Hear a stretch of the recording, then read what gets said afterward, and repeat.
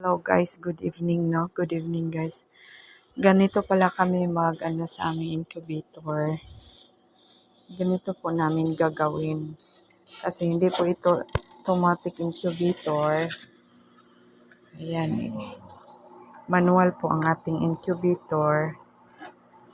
Ayan, i-ano po natin guys, i-bali. Kasi kanina nakabali na po ito. Sa isang araw po, i-ano po siya. Tatlong ikot. Tatlong ikot po siya, no. Sa isang araw, 3 beses po siya ginaganito. Chine-change. Kasi manual po ang ating incubator. Mas maganda po yung manual incubator guys kaysa automatic. Sa automatic, wala ka namang ginagawa sa automatic.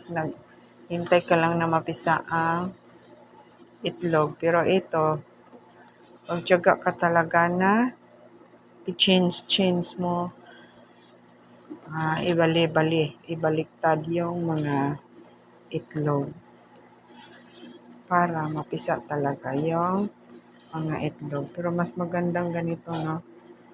Kasi mapisa talaga lahat. Mapisa lahat, depende naman kung baka hindi fertile yung mga itlog, no? Pag fertile talaga yung mga itlog, mapisa talaga sila lahat. Pag fertile lahat.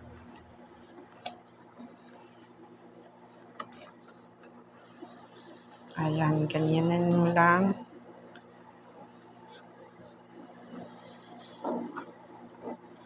Malalaman po natin, no, guys, kasi may marking po itong mga itlog. May marking po siya na 0. 0 po ang marking ng mga itlog. Ayan po.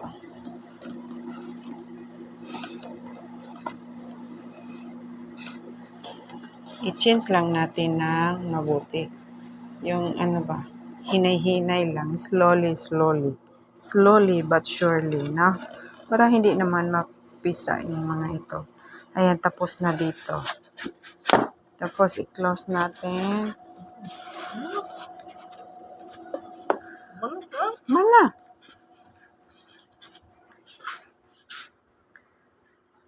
Yan, syupaw ng aking asawa.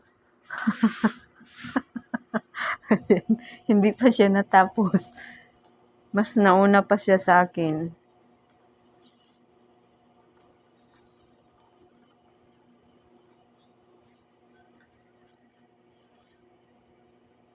Tugaya sa nimong magkunay.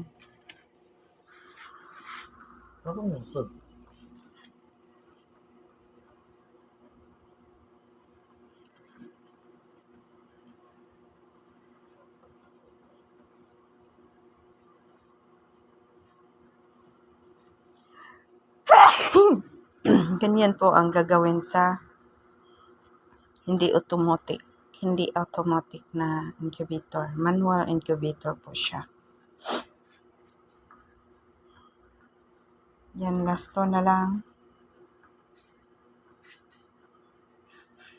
At ayan po. Okay na siya. Ayan, okay na.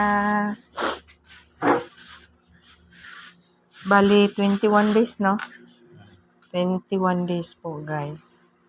Mapisa yung mga itlog.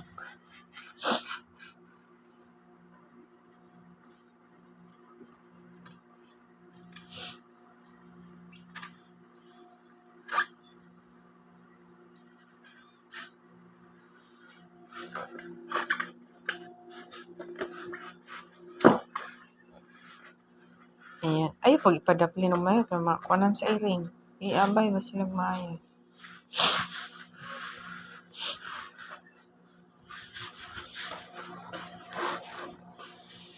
Ayan, okay na siya. Okay na siya, guys.